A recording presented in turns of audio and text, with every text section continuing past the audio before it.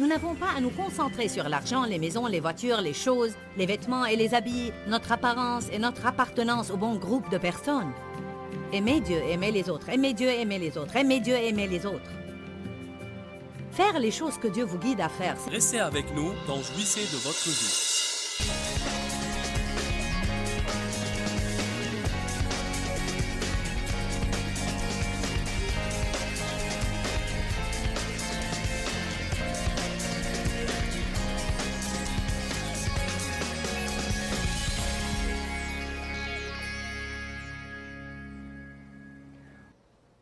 Comment nos cœurs ont besoin d'être brisés devant Dieu.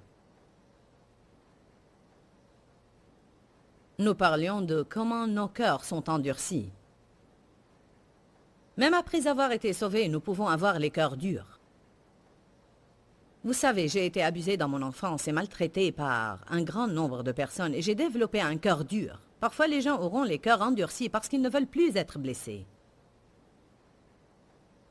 Mais quand j'ai commencé à étudier la parole de Dieu et j'ai voulu être le genre de chrétien que Dieu voulait que je sois, j'ai trouvé que j'avais du mal à être clémente et à vivre selon l'amour parce que mon cœur était endurci. J'ai trouvé que j'avais du mal à pardonner aux autres et que j'avais du mal à ne pas avoir de la rancune. Alors Dieu avait à faire un grand travail en moi. Et il fait cela avec chaque individu. Nous parlions de comment Dieu nous traite, comment il nous châtie. Hier, nous étions en train de parler de la boîte à outils de Dieu et comment il se sert des expériences sanctifiées pour faire un travail plus profond dans notre vie. Ainsi, nous passons d'un cœur endurci à un cœur tendre. Amen. En fait, je crois que nous passons d'un cœur endurci à un cœur brisé à un cœur tendre. D'un cœur endurci à un cœur brisé à un cœur tendre. Avoir le cœur brisé n'est pas quelque chose de négatif. Nous ne parlons pas d'un cœur brisé négativement, mais d'un cœur brisé d'une façon divine. Cela nous fait souffrir et nous cause de la peine, mais c'est une peine divine qui nous porte à la repentance dans notre vie. Je vous ai mené à une écriture dans 2 Corinthiens qui raconte comment Paul a écrit une lettre à l'Église et il a dit « J'étais affligé et attristé de vous avoir causé de la peine par ma lettre, mais maintenant je ne le regrette plus parce que cette peine divine vous a porté à la repentance. » Amen. Alléluia. Deutéronome 30, verset 6 dit « Le Seigneur ton Dieu te circoncira le cœur, à toi et à ta descendance, pour que tu aimes le Seigneur ton Dieu de tout ton cœur, de toute ton âme et de tout ton être, afin que tu vives. » Nous allons lire cela encore une fois dans une minute, mais waouh, waouh, waouh, waouh, waouh. Avant de commencer à enseigner, j'ai passé près d'1 heure à vous raconter l'expérience que j'ai vécue avec Dieu il y a 26 ans et comment j'ai su qu'il y avait quelque chose qui manquait dans ma vie et qu'une des Écritures saintes qui m'a interpellée était cette écriture et d'autres qui lui ressemblent et qui dit « Tu aimeras l'Éternel ton Dieu de tout ton cœur, de toute ton âme, de tout ton être. » Et je me suis rendu compte que je n'aimais pas vraiment Dieu de toute mon âme. Je me sentais accusée par ma conscience quand je lisais ces Écritures. Il est facile dans notre société aujourd'hui de dire que nous aimons Dieu, mais pourtant nous ne lui donnons pas la primauté dans notre vie. Le premier commandement dit « Tu n'auras pas d'autre Dieu devant ma face ». Cela veut dire rien, ni personne, ni métier, ni possession, rien n'est supposé avoir la primauté. Dieu veut avoir la primauté. Rien d'autre ne le satisfera. Vous ne pouvez pas tout simplement prendre Jésus et l'ajouter à votre fouillis.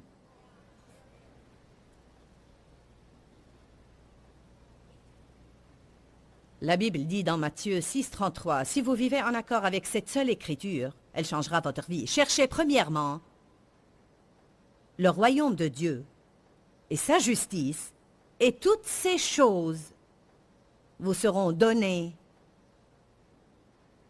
par-dessus. » Dans l'histoire de Marie et Marthe, quand Jésus est venu chez elle, et Marthe était occupée aux soins domestiques, la Bible amplifiée dit qu'elle était affairée et très occupée aux divers soins domestiques.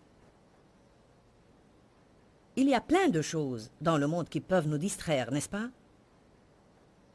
Elles essayent d'envahir notre vie et de prendre ce temps que nous avons besoin de consacrer à Dieu tous les jours. Marie a oublié le travail et s'est assise aux pieds de Jésus et Marthe s'est mise en colère. « Pourquoi tu ne lui dis pas de m'aider ?» Et Jésus lui répondit, « Elle a choisi la bonne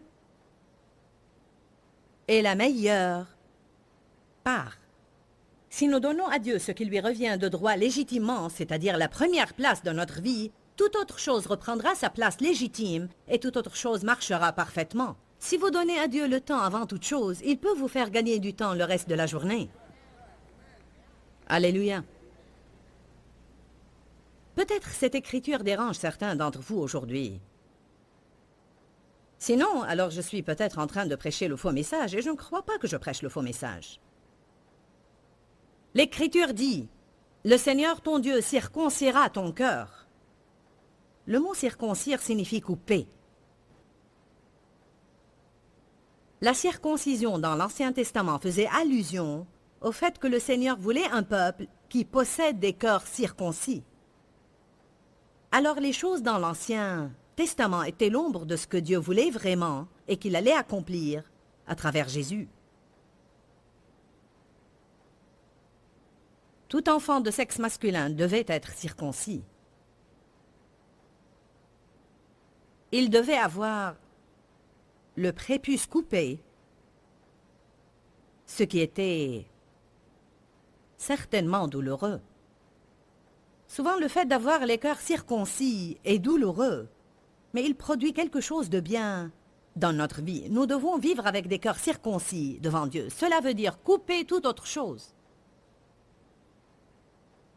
Tout ce qui pourrait prendre la place de Dieu doit être coupé. Tu aimeras Dieu de toute ta pensée veut dire être préoccupé par lui. Non seulement quand vous avez besoin d'un miracle, cela veut dire être préoccupé par la parole, méditer sur la parole, penser aux merveilleuses œuvres que Dieu a faites. Cela ne veut pas dire que vous ne pouvez pas penser à autre chose, mais les choses qui nous sont importantes sont celles auxquelles nous pensons et sont celles desquelles nous parlons. Si vous parlez de l'argent tout le temps, cela veut dire qu'il vous est important. Si vous parlez de vos possessions tout le temps, alors elles vous sont importantes. C'est de l'abondance du cœur que la bouche parle. La parole révèle la personne. Alléluia. Vous avez besoin de savoir le tréfond des gens, parce que vous devez être en relation avec les personnes convenables. Le Seigneur ton Dieu te circoncira le cœur, à toi et à ta descendance, pour que tu aimes le Seigneur, ton Dieu, de toute ta pensée, de tout ton cœur et de toute ton âme. Les 4 derniers mots sont très importants. Pour quelle raison? Afin que tu vives. Afin que tu vives. Et non seulement respirer, il ne parle pas de cela. Il parle d'avoir la vie que Dieu veut vraiment que vous ayez. La vie abondante, prospère, puissante, créative, pleine de joie et de paix. Alors, il dit, mais vous n'allez pas avoir cette sorte de vie si vous n'allez pas avoir les cœurs circoncis. Si Dieu n'est pas le premier toujours, vous n'aurez pas le genre de vie que je veux que vous ayez. Allons à 1 Jean 5.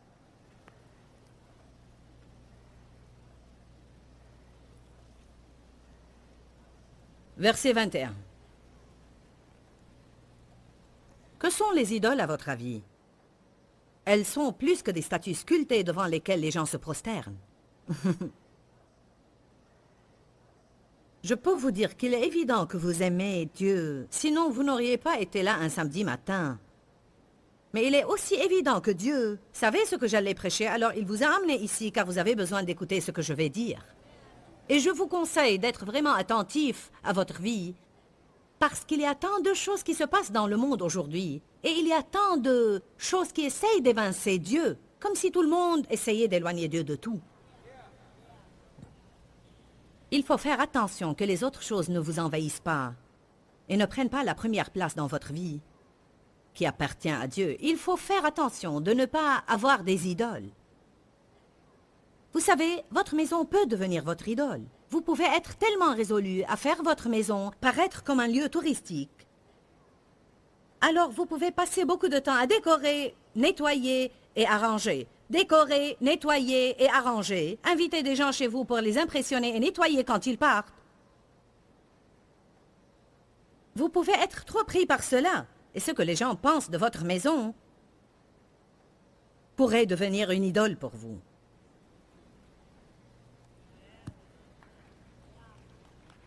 Cela est vrai. Notre apparence peut devenir une idole pour nous. Amen. Nous avons besoin de faire de notre mieux pour prendre soin de nous-mêmes. Mais ne vous tracassez pas à perdre ces 5 kilos avec lesquels vous vous débattiez depuis 20 ans et que vous n'allez pas perdre quoi que vous fassiez.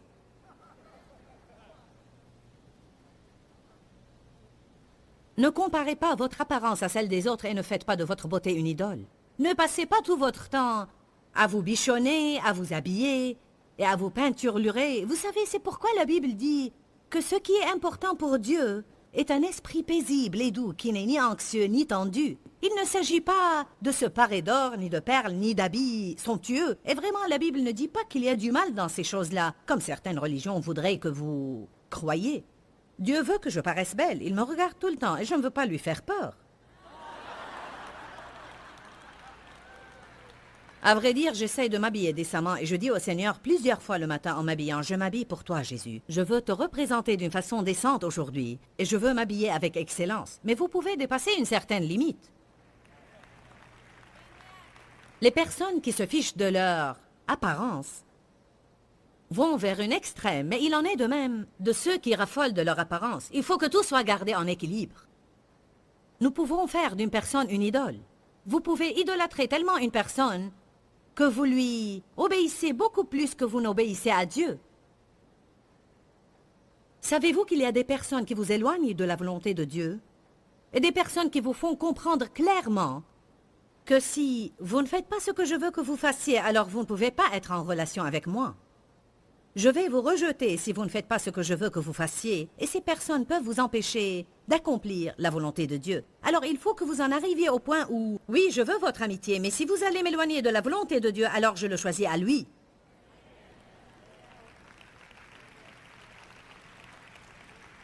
Amen. Alléluia. Très souvent, les femmes veulent savoir au sujet de la soumission et où fixer les limites. Je veux vous dire quelque chose de défini. Si un homme essaye de vous éloigner de Dieu, c'est là où vous fixez les limites. Amen. Si quelqu'un vous dit que vous ne pouvez pas avoir une Bible, vous ne pouvez pas prier, vous ne pouvez avoir aucun livre chrétien à la maison, vous ne pouvez pas fréquenter des chrétiens, c'est ici que vous devez fixer les limites. Smith Wigglesworth était un plombier. Avant qu'il ne soit sauvé, sa femme allait à l'église et aimait Dieu. Quand elle allait à l'église, il piquait une crise et il lui disait « Quand tu reviendras à la maison, la porte sera fermée à clé et tu ne pourras pas rentrer. » Elle lui disait « Bon, Smith, je t'aime, mais je ne vais pas abandonner le Seigneur. J'ai besoin d'être à l'église. » Une fois, elle y est allée et quand elle est rentrée, la porte était fermée à clé et elle a dormi sur le porche. Et quand il a ouvert la porte le lendemain, il se sentait vraiment... Elle est entrée. Elle lui a préparé le petit déjeuner. « Bonjour Smith, comment vas-tu? » Wigglesworth a fini par naître de nouveau. Il a été rempli du Saint-Esprit et il est devenu un des plus grands prédicateurs au monde. Maintenant, que serait-il arrivé si quand il a dit « Tu n'iras pas à l'église », elle avait dit « D'accord. Il faut se soumettre. » Ne soyez pas des pharisiens endurcis. Nous devons nous soumettre à l'autorité, mais ne vous soumettez pas à quelqu'un qui vous pousse à pécher. Que se passerait-il si votre patron vous disait « Je veux que vous... » Il se peut qu'il ne le dise pas littéralement, mais que se passerait-il si vous poussez à tromper un client ou à mentir? Amen. Ne vous soumettez pas à lui. Et si je perds mon travail, peu importe. Dieu vous a trouvé ce travail. et il vous en trouvera un autre. Nous ne pouvons pas faire des choses des idoles. Les idoles sont des choses devant lesquelles nous nous prosternons. Vous vous souvenez quand Jésus a passé 40 jours dans le désert avant de commencer son ministère public et il a été tenté par Satan? Et Satan lui a dit, « Si tu te prosternes devant moi seulement cette fois-ci... » En fait, le diable essaye toujours de nous porter à nous prosterner. Ah oui, il faut que je garde cette relation. Oh oui, il faut que j'aie cet argent. Comme notre frère qui vient de sortir de la prison a dit tout à l'heure, qu'il croyait qu'il fallait qu'il ait cet argent. Il devait l'avoir et il a fait un acte malhonnête pour l'avoir. Et puis il a passé 2 ans en prison pour que son cœur soit circoncis. Amen. Combien d'entre vous peuvent confirmer qu'il a le cœur tendre maintenant? Il a le cœur brisé, amen. C'est un homme au cœur repentant. Il n'est pas quelqu'un qui a dit « Oups ». C'est un homme qui a été brisé devant Dieu. Et Dieu ne l'a pas mis en prison exprès pour lui apprendre cette leçon, mais Dieu permettra que des choses malheureuses arrivent dans notre vie pour qu'on en arrive au point où nous pourrons vivre. Afin que vous viviez. Maintenant, cet homme est prêt à avoir une vie. Maintenant, il est prêt à dire non au péché parce qu'il a expérimenté les conséquences du péché. Vous vous souvenez de ce que j'ai lu dans le psaume 119, 6 et 7? Avant d'être affligé, je me suis égaré. Mais maintenant, ce sont tes paroles que j'aime, que j'écoute et que je garde. C'est un homme différent. Pourquoi? Parce qu'il était affligé. Il a été coupé. Il a été circoncis. Coupé. Allez, donnez-moi mes cisailles.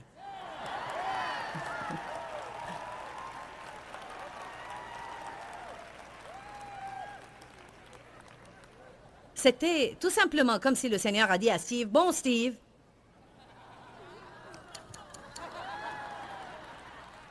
enfermez-le à l'intérieur pendant 1 semaine, de sorte qu'il ne pourra même pas sortir, qu'il ne pourra ni lire, ni faire quoi que ce soit sauf penser. Cela pourrait vous arriver. » Il a dit à quelqu'un, « Jetez-moi un livre. » Et il a reçu le livre « Le champ de bataille dépensé par Joyce Meyer ».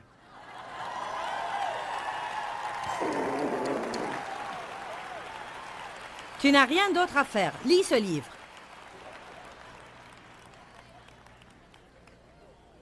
La parole de Dieu nous taille. Les expériences scientifiques que nous avons dans la vie nous taillent. Elles nous font vraiment passer d'un cœur dur à un cœur brisé à un cœur tendre. Je ne crois pas que vous pouvez passer d'un cœur dur à un cœur tendre. Je crois qu'il faut que vous soyez brisés, en quelque sorte.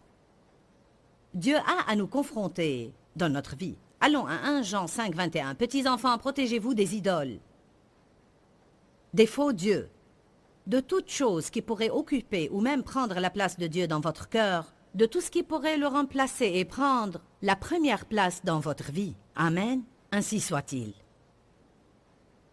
Je vois une responsabilité ici. Bien-aimés, gardez-vous. Gardez-vous, protégez-vous des idoles. Ce n'est pas étonnant que la Bible dise « Veillez et priez ». Nous ne sommes pas censés veiller sur les autres. Nous sommes censés veiller sur nous-mêmes. Et chaque fois que nous voyons quelque chose qui ne plaît pas à Dieu, nous devons prier et demander à Dieu de nous aider.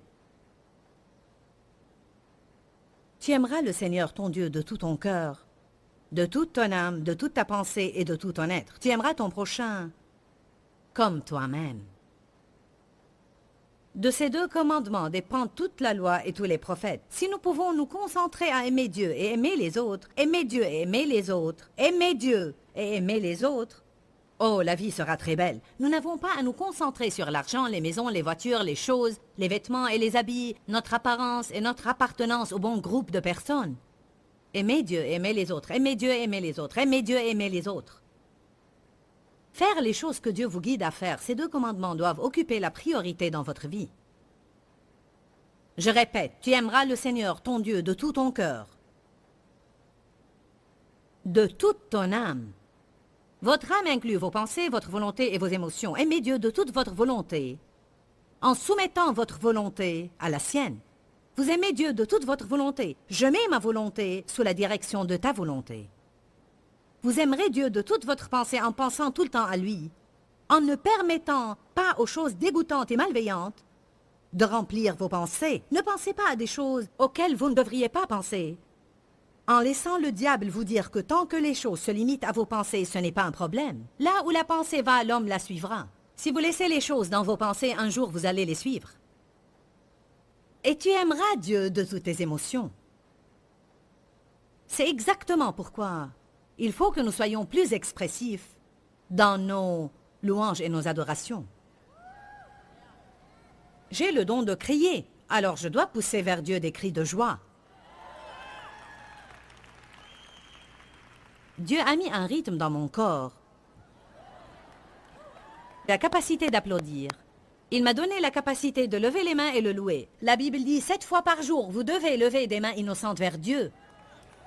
N'adorez pas Dieu comme si vous êtes mort comme ça.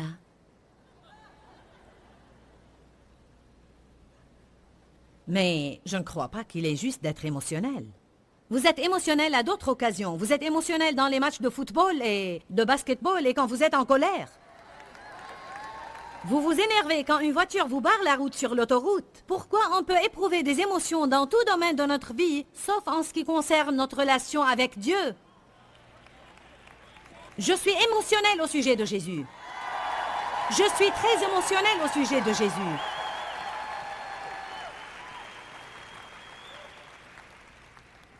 Je l'aime et je n'ai pas honte de le dire. Peut-être 2 milliards de personnes me regardent maintenant et je vous dis j'aime Jésus. Je l'aime de tout mon cœur, de toutes mes pensées, de tout mon être, de toute mon âme. Je suis sûre qu'il y a dans ma vie des choses dont je ne suis pas encore consciente, mais je fais de mon mieux pour donner à Dieu la primauté dans ma vie et il me confronte à propos de ces choses. Le temps est très important. En fait, il est très facile à d'autres choses de commencer à prendre votre temps et je lutte contre cela tout le temps en essayant de garder Dieu premier dans mon temps. Les prémices de toute chose appartiennent à Dieu. Qu'est-ce qui montre qu'un homme a le cœur brisé? Un homme au cœur brisé est quelqu'un qui ne peut plus faire les actes qu'il faisait dans le passé. Nous avons parlé de combien il est important qu'un cœur endurci soit brisé. J'étais une personne qui avait le cœur dur pendant plusieurs années de ma vie et Dieu m'a brisé le cœur. Je crois qu'il veut et qu'il est capable de faire la même chose dans vos cœurs si vous avez n'importe quel problème ou vous voulez progresser dans ce domaine. La meilleure chose que nous pouvons faire maintenant, c'est prier, car si une personne a le cœur dur, elle ne pourra pas bien écouter Dieu.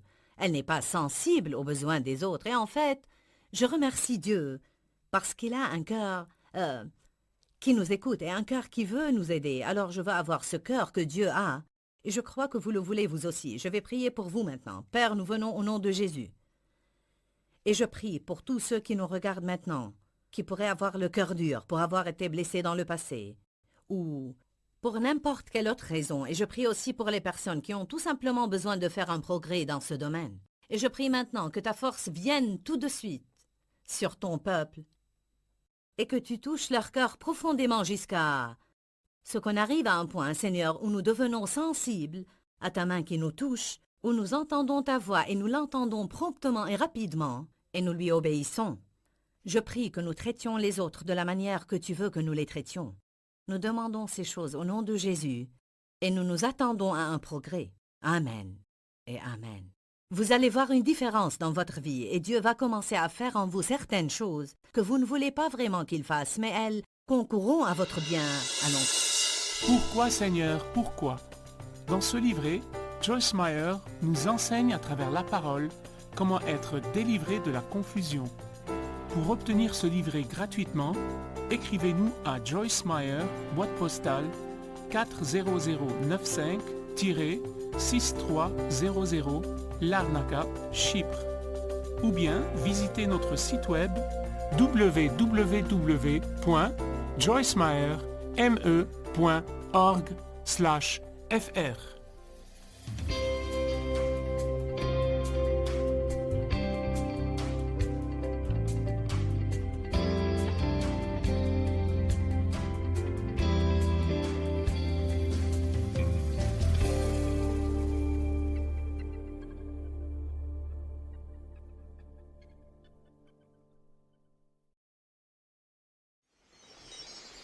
prêche la maintenance. Je vous donne en fait quelques garanties en vue d'attaques futures.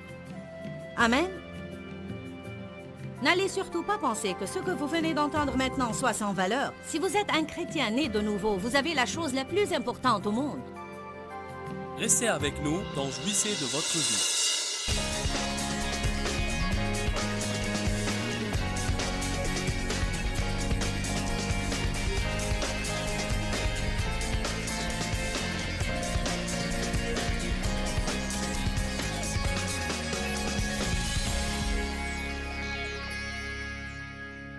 Peut-être que vous êtes devant votre télé et vous dites « J'ai besoin d'un changement dans ma vie ».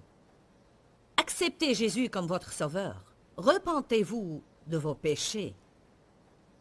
Vous pouvez faire cette prière. « Jésus, je te demande pardon pour mes péchés. Pardonne-moi, pardonne-moi, j'ai besoin de toi, Jésus. Je crois que tu es mort à la croix pour moi. Je crois que tu es ressuscité d'entre les morts. Je ne peux pas m'en sortir tout seul. Je suis désolé, Seigneur, pardonne-moi. Viens dans ma vie et enseigne-moi à te donner toujours la première place. » Et Jésus viendra dans votre vie et vous lavera de tout péché. Il commencera à circoncire votre cœur. Il y a des personnes qui sont dans le besoin dans le monde aujourd'hui. Une personne dont Dieu s'est occupé ne peut revenir à ces vieilles choses qu'elle a laissées derrière elle. Tout comme si vous vous cassiez un bras, vous deviendrez infirme. Vous ne pourriez plus attraper les choses. Et si vous avez le cœur brisé, vous ne pouvez plus faire les choses que vous faisiez avant. Il haïrait en fait le péché qu'il avait aimé. Une fois que votre cœur s'est brisé sur un péché, s'il vous arrivait d'être sur le point de commettre de nouveau ce même péché, cela vous ferait mal. Quand bien même il n'y aurait qu'une forte tentation. « Oh non, Seigneur !» Pardon, je suis désolé. Je ne pense pas que le roi David ait commis un deuxième adultère et qu'il ait jamais tué un autre homme parce qu'il avait été brisé par sa conduite à l'égard de Bathsheba et d'Uri. Quand il fut finalement mis devant son péché et qu'il vit l'horreur de ses actes, ce qui a brisé son cœur, c'est que Dieu lui ait tant donné et qu'il n'en ait pas considéré la valeur. Imaginez quand Nathan a dit « David, tu aurais pu tout avoir. Dieu t'aurait donné n'importe quoi. Tu aurais tout pu demander à Dieu, il ne t'aurait rien refusé. Mais il t'a fallu l'épouse de cet homme. » Cela brise le cœur de Dieu quand on fait ce genre de choses. Comme je l'ai déjà dit jeudi soir, on a besoin de prier pour que Dieu brise nos cœurs avec ce qui brise le sien. Et pour être attristé par ce qui l'attriste et de haïr ce que lui haït. Amen. Je sais que je ne m'adresse pas à une bande de personnes horribles. Vous êtes merveilleux, vous êtes formidables. Vous avez pris votre samedi pour écouter la parole de Dieu. Mais je prêche la maintenance. Je vous donne en fait quelques garanties en vue d'attaques futures. Amen. N'allez surtout pas penser que ce que vous venez d'entendre maintenant soit sans valeur. Si vous êtes un chrétien né de nouveau, vous avez la chose la plus importante au monde. Si vous avez Christ dans vos vies, vous avez la chose la plus précieuse au monde. C'est plus important que tout.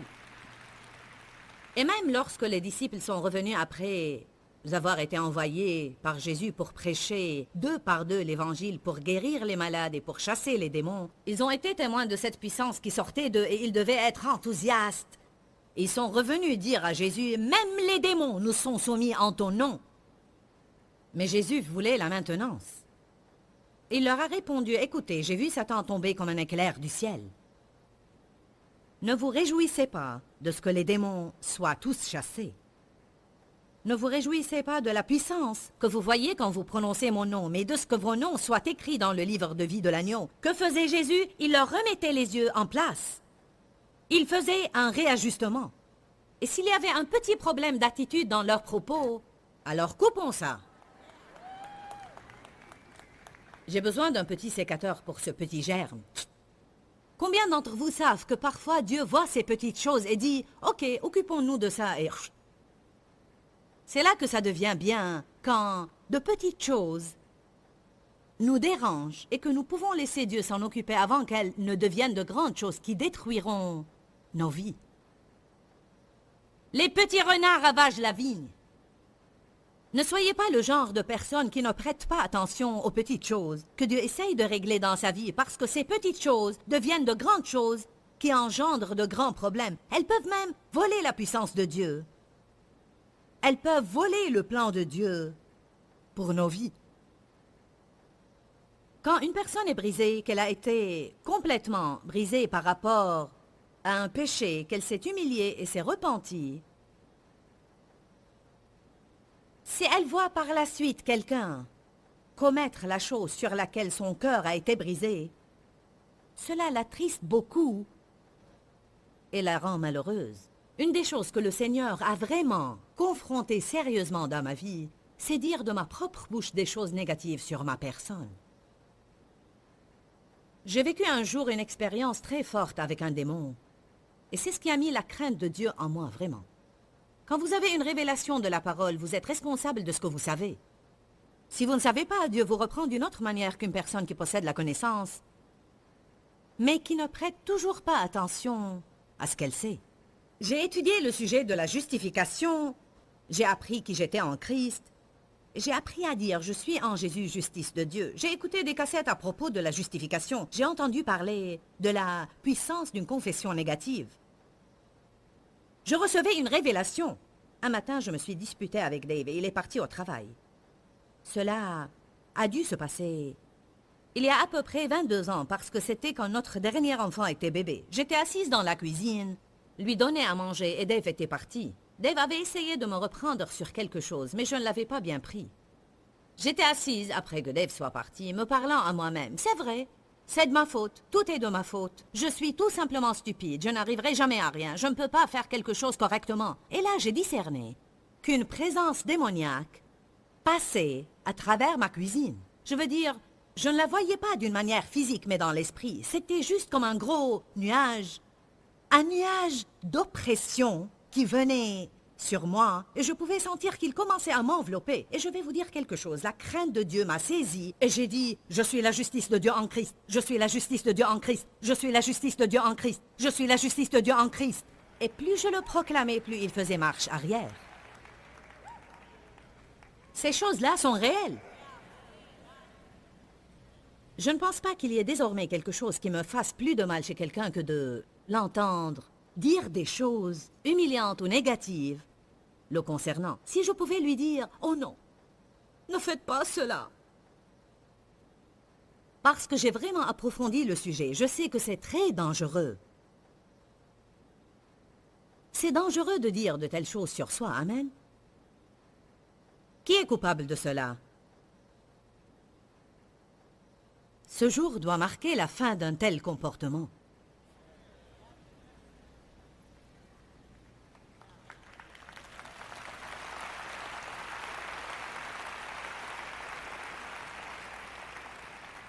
Pour ceux qui nous regardent à la télé, arrêtez de dire de votre propre bouche des choses négatives sur vous. Ce que tu dis, c'est ce qui t'arrive. Donc, plus vous dites de mauvaises choses, plus vous allez avoir de mauvaises choses. Tout ce que vous faites, c'est ouvrir une porte à l'ennemi. Donnez une chance à Dieu, proclamez la parole. Vous ne vous comportez pas encore de la manière que vous aimeriez, mais Dieu travaille en vous.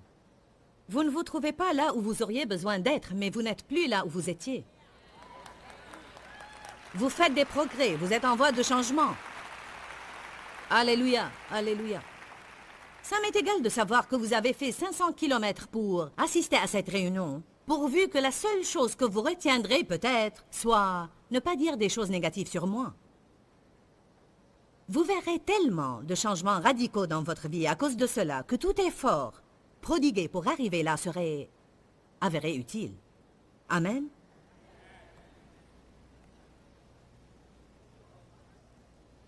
Dans certains domaines, une personne au cœur brisé, bien qu'étant joyeuse de nature, sera triste. Vous dites, bien, à quoi cela rime-t-il? C'est que cette personne est profondément peinée et attristée par le mal qu'elle voit dans le monde. N'y a-t-il pas des choses du monde qui vous attristent? Ah, les compromis.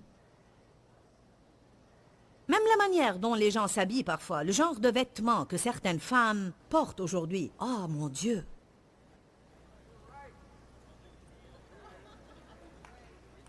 C'est C'est pathétique, simplement pathétique. Oui, pathétique. Je regardais un défilé de mode à la télé et me disais, cela sera propre au moins de regarder cette émission. Et j'ai vu une fille se trémoussant sur la piste. Ça m'a pris 1 minute pour voir si je voyais ce que je pensais voir. Le haut qu'elle portait en disait long. Une partie de son corps était tout simplement à la vue de tout le monde. Et c'est supposé être la mode. Je ne pouvais pas regarder cela et commenter « Ah, ah, ah, ah, ah ». J'étais « Oh mon Dieu, mon Dieu ». Parfois, je me surprends à dire « Seigneur, je suis désolé ». Je suis tellement désolé de cette ignorance dans laquelle les hommes marchent aujourd'hui. Oh Seigneur, je suis vraiment désolé. Pardonne-leur, pardonne-nous tous de laisser les choses en arriver là. En fait, je crois qu'il y a une pression démoniaque dans le monde aujourd'hui qui endurcit les cœurs contre le mal. Je crois que c'est une des raisons qui explique pourquoi tout ce qu'on entend aux informations n'est que le désordre qui règne au monde. Un tel tuant un tel, celui-ci tuant celui-là, X faisant sauter la cervelle à Y, etc. On en entend tellement qu'au début ça choque, et puis petit à petit on en arrive à « Oh, tu sais, c'est comme ça ». On doit se battre contre cela. On doit se battre afin de ne pas perdre cette tristesse vis-à-vis non seulement de nos propres péchés, mais de ceux du monde. Amen. Vous dites, que suis-je supposé faire, Joyce? Je crois que nous avons besoin de prier pour avoir des cœurs soumis à Dieu. Et je crois que nous avons besoin de prier, Seigneur, soumets mon cœur. Adoucis mon cœur, Seigneur. Fais-moi ressentir ce à travers quoi passent les gens. Quand je vois une personne dans le besoin, je ne veux pas simplement dire « Ayez chaud et soyez repus ». Loué soit Dieu, frère, ayez la foi. Puis continuez mon chemin indifférente. Et quand je rencontre quelqu'un qui a le cancer, je ne veux pas lui ressortir le refrain charismatique. Loué soit Dieu, il connaît tes besoins. Non, je veux sentir quelque chose. Ça me fait peur si je ne sens rien du tout. Ça m'effraie de voir des personnes dans la misère et de ne rien sentir du tout, quand ça ne me fait plus ni chaud ni froid. C'est alors qu'on doit se regarder en face et dire « Seigneur, aide-moi, parce que je sens de la dureté s'installer dans mon cœur et je ne veux pas de cette insensibilité. Brise mon cœur par ce qui te brise le cœur. Permets que je sois attristé par ce qui t'attriste, que je haïsse ce que tu hais. »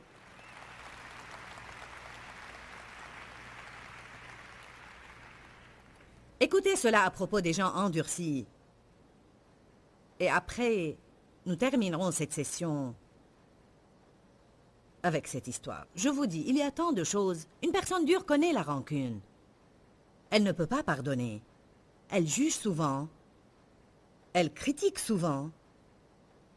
Et quand elle voit les autres souffrir, elle se réjouit souvent de leur malheur. Eh bien, tu as péché, tu n'as que ce que tu mérites. Dieu ne veut pas qu'on soit comme ça. Il veut nous entendre dire, c'est par ta grâce que j'en suis arrivé là.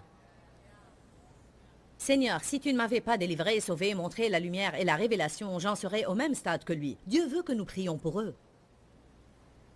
Amen. J'ai le sentiment, d'après les expressions de vos visages, que la parole de Dieu arrive au bon moment ici aujourd'hui. On a juste besoin de s'arrêter, de courir tête la première dans les choses du monde et d'en revenir un peu à notre réel besoin, à ce que nous voulons, à ce pourquoi nous prions et à ce en quoi nous croyons. Dieu veut que nous sachions que ce qu'il essaye de faire sur terre va beaucoup plus profondément que nous. Ça va beaucoup plus loin que nous. Amen. Une personne au cœur dur ne peut se repentir. Très souvent, un pécheur au cœur dur, si son cœur est vraiment endurci, ne peut se repentir. Je pense qu'une des choses que vous avez besoin de faire lorsque vous priez pour des personnes qui ne sont pas nées de nouveau est de prier pour que Dieu adoucisse leur cœur. Nous nous demandons comment prier pour nos bien-aimés non sauvés. Prier pour que Dieu adoucisse leur cœur. Et les gens blessés blessent les autres. Je ne sais pas ce qui lui est arrivé dans son enfance, mais il a toujours été très dur. Oui, c'est ça, rien ne semble le toucher et il est indifférent. Il ne veut rien avoir à faire avec Dieu et ne veut pas entendre parler de lui. Mon père a passé le cap des 80 ans et j'ai prié des années pour lui. Dieu m'a donné la grâce de lui pardonner. Puis Dieu a commencé à nous montrer que l'on devait l'aimer de l'amour de Dieu. On n'aime pas quelqu'un qui nous a fait du mal. Il faut commencer par la foi. On ne commence pas avec nos sentiments, mais par la foi. Et quand on commence à être gentil avec un dur, on n'est pas encouragé. Rappelez-vous bien de cela. Quand on se montre gentil avec quelqu'un de dur, il ne faut pas s'attendre à recevoir quoi que ce soit en retour pour longtemps. Il va falloir le faire strictement devant Dieu, par obéissance à lui. Mais la Bible dit que si tu aimes ton ennemi, c'est comme si tu amassais des charbons ardents sur sa tête. Et ce verset ne veut pas dire ce que nous pensons. Ce n'est pas comme « il va se sentir bien mal à cause de ce qu'il a fait ». Non, ces charbons ardents font fondre le cœur dur. Et l'amour est le feu. 1 Pierre 4, 8 dit que votre amour soit brûlant.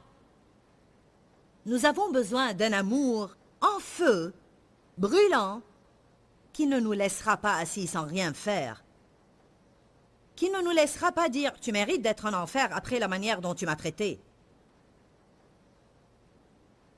J'ai pensé durant des années, ce qu'il récoltera, il l'aura bien mérité. Mais plus Dieu circoncisait mon cœur,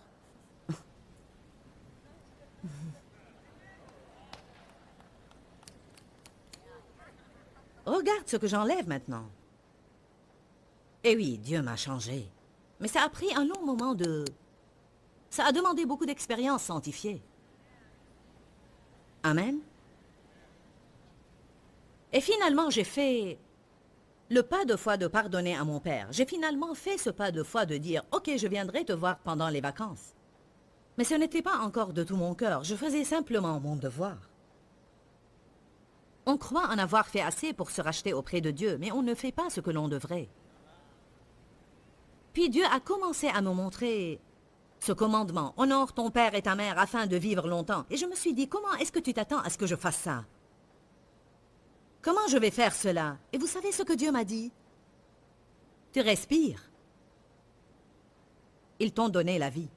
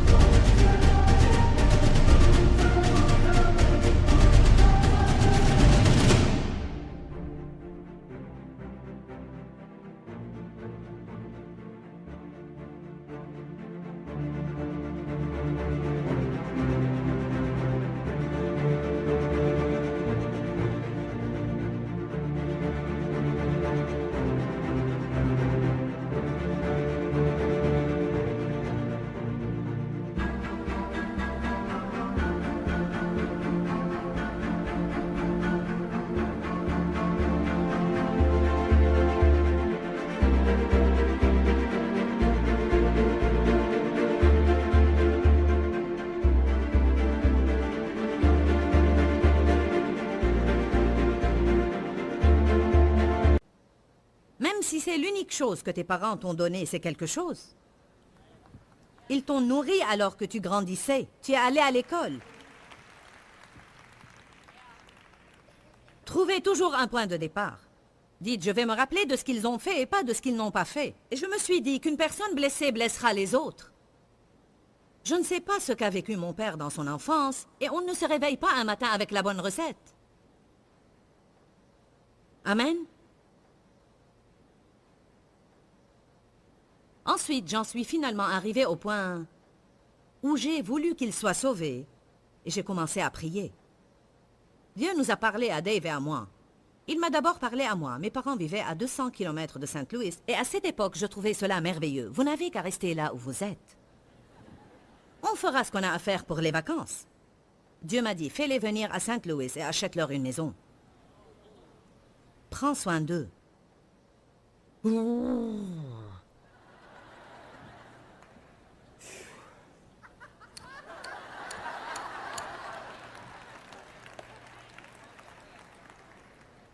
Assure-toi qu'ils aient une vieillesse heureuse. Personne ne s'est soucié de moi pendant mon enfance.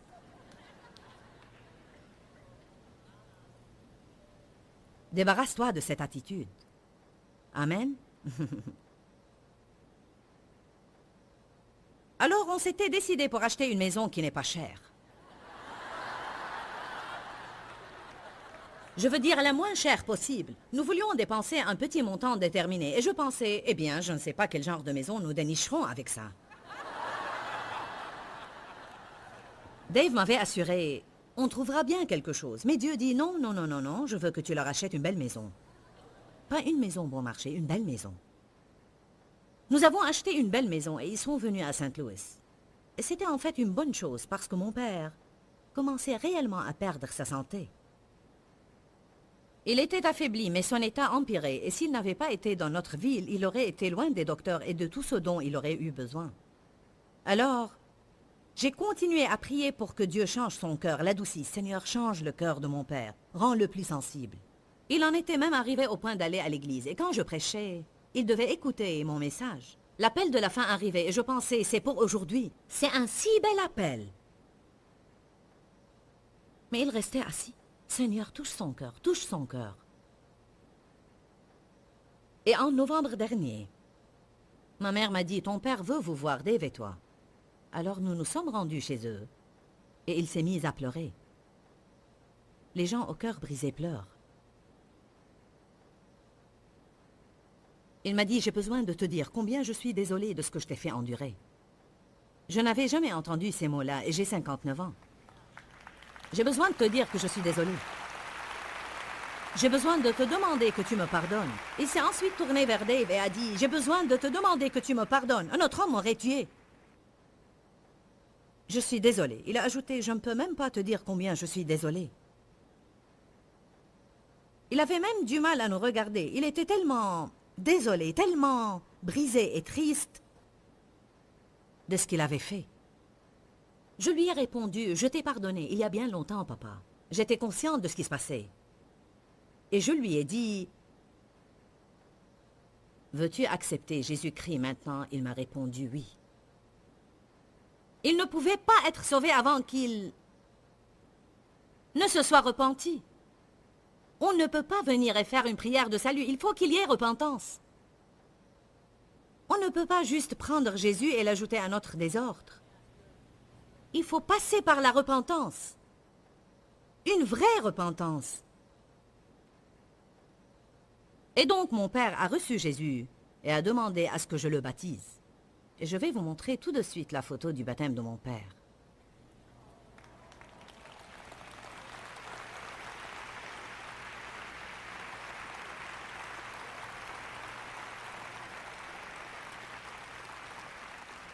J'espère que cela donne à plusieurs de l'espoir concernant le salut de vos bien-aimés. Mais il faut prier pour que Dieu change leur cœur. Et il faut que vous les aimiez, parce que l'amour fait fondre un cœur dur. Me comprenez-vous bien? Dites, l'amour fait fondre un cœur dur. Mais pas seulement de l'amour en petite dose. Vous devez le maintenir et le maintenir. Amen. Mon père est maintenant un des hommes les plus doux que je connaisse. Il est vraiment tendre. Et cela m'émerveille vraiment. J'ai tout d'abord constaté, si un homme est en Christ, il est une nouvelle créature. Les choses anciennes sont passées. Toutes choses sont devenues nouvelles. Je veux dire, cet homme qui avait été juste là, méchant toute sa vie, est devenu si doux. Nous avons parlé de combien il est important qu'un cœur endurci soit brisé. J'étais une personne qui avait le cœur dur pendant plusieurs années de ma vie, et Dieu m'a brisé le cœur. Je crois qu'il veut et qu'il est capable de faire la même chose dans vos cœurs si vous avez n'importe quel problème ou vous voulez progresser dans ce domaine. La meilleure chose que nous pouvons faire maintenant, c'est prier, car si une personne a le cœur dur, elle ne pourra pas bien écouter Dieu. Elle n'est pas sensible aux besoins des autres. Et en fait, je remercie Dieu parce qu'il a un cœur qui nous écoute et un cœur qui veut nous aider. Alors je veux avoir ce cœur que Dieu a. Et je crois que vous le voulez vous aussi. Je vais prier pour vous maintenant. Père, nous venons au nom de Jésus. Et je prie pour tous ceux qui nous regardent maintenant, qui pourraient avoir le cœur dur pour avoir été blessés dans le passé, ou pour n'importe quelle autre raison. Et je prie aussi pour les personnes qui ont tout simplement besoin de faire un progrès dans ce domaine. Et je prie maintenant que ta force vienne tout de suite sur ton peuple et que tu touches leur cœur profondément jusqu'à ce qu'on arrive à un point, Seigneur, où nous devenons sensibles à ta main qui nous touche, où nous entendons ta voix et nous l'entendons promptement et rapidement, et nous lui obéissons. Je prie que nous traitions les autres de la manière que tu veux que nous les traitions. Nous demandons ces choses au nom de Jésus, et nous nous attendons à un progrès. Amen et Amen. Vous allez voir une différence dans votre vie, et Dieu va commencer à faire en vous certaines choses que vous ne voulez pas vraiment qu'il fasse, mais elles concourront à votre bien. Allons. Pourquoi, Seigneur, pourquoi? Dans ce livret, Joyce Meyer nous enseigne à travers la parole comment être délivré de la confusion. Pour obtenir ce livret gratuitement, écrivez-nous à Joyce Meyer, boîte postale 40095-6300, Larnaca, Chypre. Ou bien visitez notre site web www.joycemeyer.org/fr.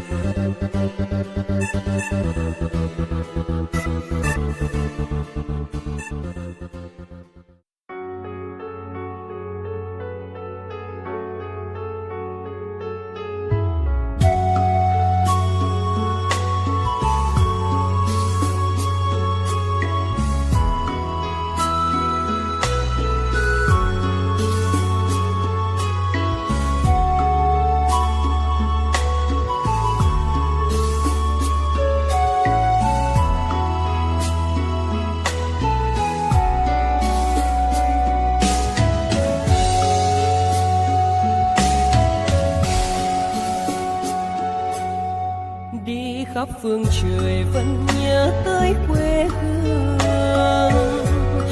người về đây thăm làng trù quê mẹ và làng sen quê cha, xúc động bồi hồi người rơi giọt lệ, thương mái nhà tranh thương đất mẹ nghèo, đi suốt cuộc đời mới được thăm.